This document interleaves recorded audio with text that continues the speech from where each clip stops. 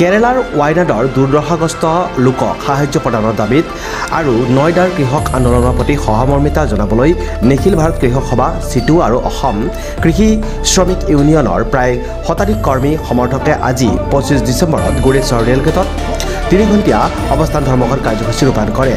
দুপৰীয়া 12 বজাৰ পৰা ৰূপায়ণ কৰা অৱস্থান ধৰ্মঘটস্থলীত নিখিল ভাৰত কৃষক সভাৰ তামুলপুৰ জিলা সমিতিৰ সম্পাদক প্ৰবীণ দাস উপস্থিত থাকি তেওঁ কয়, কেৰালাৰ ৱায়নাড জিলাত সংঘটিত হোৱা ভূমিস্খলনত 4 শতাধিক নিহত আৰু শতাধিক লোকৰ বাবে কেন্দ্ৰীয় চৰকাৰে সাহায্য আগবঢ়োৱা নাই।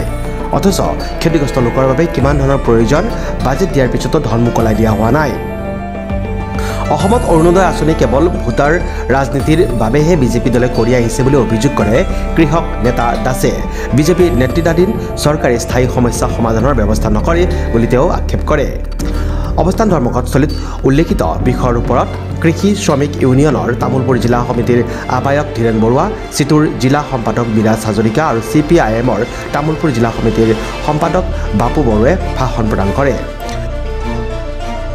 যে তিনিটা সংগঠন অসম ৰাজ্যিক কৃষক সভা, অসম কৃষি শ্ৰমিক ইউনিয়ন আৰু CITU এই তিনিটা সংগঠনৰ তামুলপুৰ জিলা কমিটি উদ্যোগত আমাৰ যে অৱস্থান ধৰ্মঘট এই অৱস্থান ধৰ্মঘট আমাৰ কাৰ্যসূচী আছিল আৰু মূলতঃ কেৰালাৰ যে নাইডাৰ যে জিলাৰ ক্ষতিগ্ৰস্ত লোক ভূমিস্খলনত যে 400তকৈ অধিক লোক ক্ষতিগ্ৰস্ত মানে নিহত হৈছে, 100তকৈও অধিক মানুহ নিখোজ হৈছে আৰু নয়ডা উত্তৰ প্ৰদেশৰ নয়ডাৰ যে কৃষকসকলৰ যে মাটি অধিগ্ৰহণ কৰিছে সেইসকলক মানে ক্ষতিপূৰণ দিয়া এই দাবীক লৈ আমি আমাৰ যে অৱস্থান ধৰ্মঘট এই অৱস্থান ধৰ্মঘট আমি কাৰ্যসূচী পালন কৰিছোঁ। লগে লগে আমাৰ ৰাজ্যখনৰ বা জনসাধাৰণৰ যে সমস্যা এই সমস্যাক লৈও আমাৰ যি অৱস্থান ধৰ্মঘট এই অৱস্থান ধৰ্মঘট আছিল। বিশেষকৈ মূল্যবৃদ্ধিৰ সমস্যা, কৃষকে মাটি পট্টা পোৱাৰ সমস্যা, আজি স্মাৰ্ট মিটাৰৰ এই ক্ষেত্ৰতো মানে সমস্যাবিলাক দেখা দিছে। এই সমস্যা বা আজি জীৱনদায়িনী যে ঔষধ এই ঔষধৰ যি সাংঘাতিক মূল্যবৃদ্ধি এই মূল্যবৃদ্ধিৰ বিৰুদ্ধে আমাৰ এই অৱস্থান ধৰ্মঘট।